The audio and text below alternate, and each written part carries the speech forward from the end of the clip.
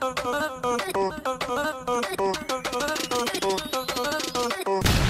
yun guys, may dalawa tayong, so parehas silang stainless version 1 version 2. Ayun, parehas sila, parehas. Dito sa mukha makikita mo ito, sa version 1 mas maganda yung headlight projector type. Dito LED type na siya na headlight. Tapos dito guys sa version, okay, multi-award winning e-bike company na Nakayama e-bike 2025 NCCAA Award, National Customer Satisfaction Award, and sa Q-Asia Award 2025, no? So nandito na po yung mga award ng company to para sa high quality and world class e-bike.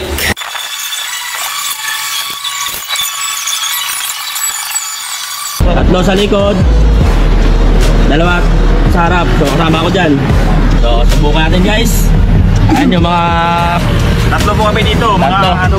So malawak pa sa tatlo, no? Malawak. Isa pa. Malawak pa. Ayan.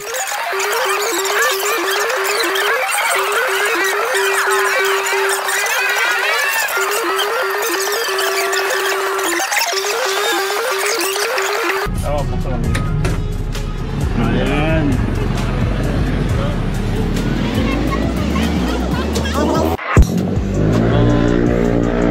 Kaya na tayo sa next video natin. Maraming salamat.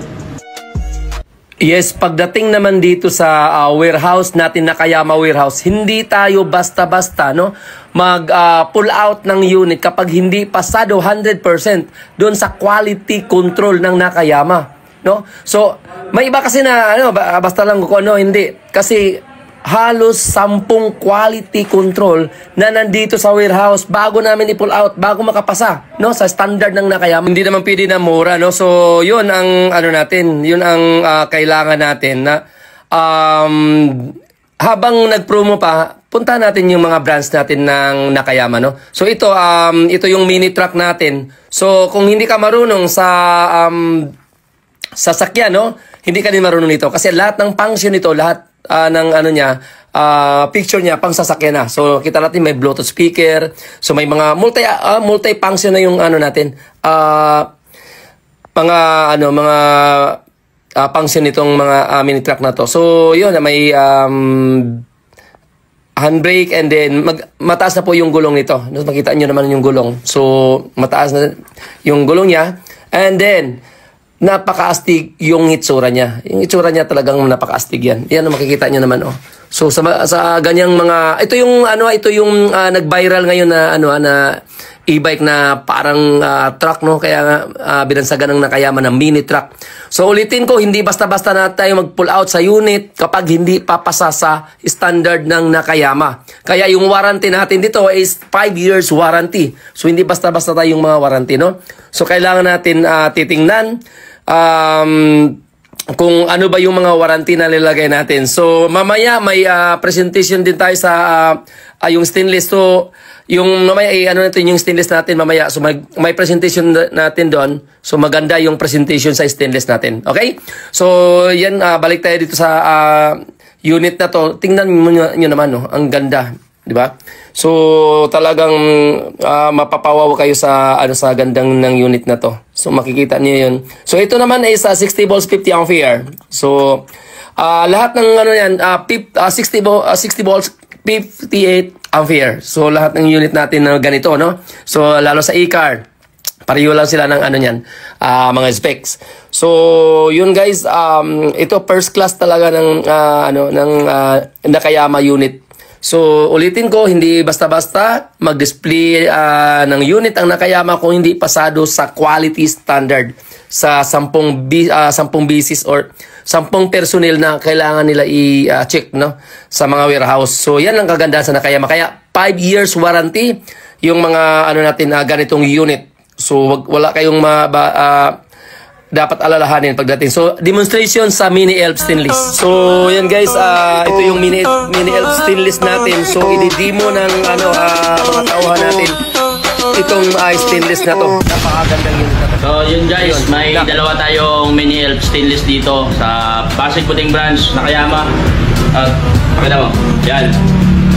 So Parehas silang stainless. Version 1 versus version 2. Ayan. Parehas sila. Parehas na parehas. Then dito sa mukha, makikita mo ito. Sa version 1, mas maganda yung headlight. Projector type. Dito, LED type lang siya na headlight. Tapos, dito guys, sa version 2, ito, makikita niyo yung bubong. Buo na siya. Ang bubong na, guys, ang bubong na version 1, may dito, may nilalagay tayo dito na bracket. Parang ganyan din siya, bracket, tapos luna lang siya. Close siya, close. Ito, may trapal to. Ang version 2, may trapal to dito. Pagdating naman dito sa, sa lawak niya, parehas lang ng sukat. Parehas ng sukat dyan sa version 1, sa version 2. Sa wattage din sa motor, din yung, niya, yung watts sa motor. Makita nyo, 1.5 watts din yan. Dito sa kabila, 1.5 watts din yan sa kabila. Yung version 2. Version 1. Sa gulong, size ng gulong, same lang din yung size ng gulong. Parehas. Version 1 sa version 2, parehas lang ang size ng gulong. Ayan. Tapos dito guys, yung yung uphill assist, mayroon din tayo dito sa version 1. Uphill assist. Ayan. Dito sa digital panel niya, walang pinagkakaiba. Ayan. Walang pinagkakaiba. Parehas ng parehas yung display. Pakita mo sa kabila. Ayan, parehas na parehas. Ang pinagkaiba lang talaga nila dito sa steel top, no? Yung sa version 1, luna siya. Pero dito, steel top na talaga siya sa version 2. Sa akin, parehas naman sila. Wala naman sila pinagkakaiba. Ito, luna. Pero close din to. Ito, steel top. Pero may trapal dito. Ang lang ito, naka-steel top lang siya.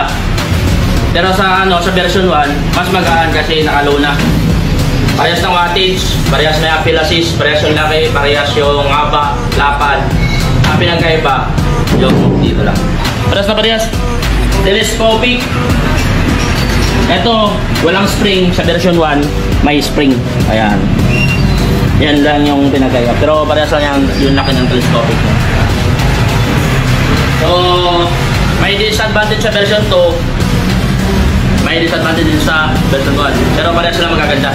Parehas sila. Kung wala sa version 1, mayroon sa version 2. Ang wala din sa version 2, mayroon din sa version 1. Ang wala sa version 2 na mayroon sa version 1, itong spring. Ayan.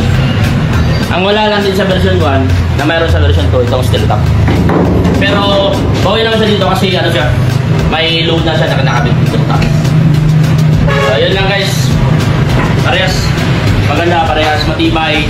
Parehas ng wattage, parehas ng voltahe, amperahe. So, sa susunod na review dito, lang kayo sabihin sa amin. Message lang kayo sa mga page namin sa Kabuyaw, Imus, Cavite, saka Bulacan, Pasig, Kenta, and Marikina. Ayun lang, may mga page. Mag-message lang kayo doon para reserve na kayo ng unit na gusto nyo. Kaya,